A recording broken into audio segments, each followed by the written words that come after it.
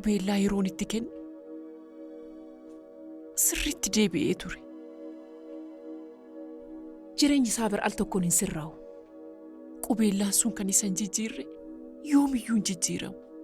Maaloo Galiilaa callistee abdiin kutatiin akkuma nurratti abdiin kutanne sana. Amma dafnee isa barbaachuu qabna waan hundumtuu sirraa'a. Gonkumaa hin ta'u. Sababa tokko malee lafaa kaatee giroosarii keessa katta'uu hin dandeessu. Kun waraqaa ittiin sakatta'umsaa barqabadheera. Dhiifama. Hojiin qaba. Sa'a tokkoof illee ati ija keenya irraa fagaachuu hin qabdu.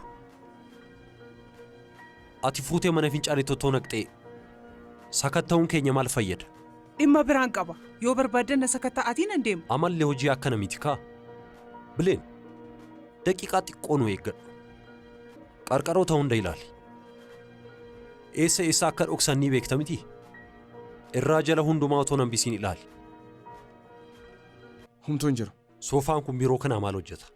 Yeroo tokko hojjettoonni giroosarii keessatti innaa dadhabnu yeroo baay'ee hojjettoonni iddoo xiqqootti boqotanidha. Soofaa kana seeraan sakatta'i. Haafadhu. Soofaaf yoo ta'e hin sodaatin. Hatattamaan sakattaanee xumurra. Bileen maal? Intala koo. Bileen.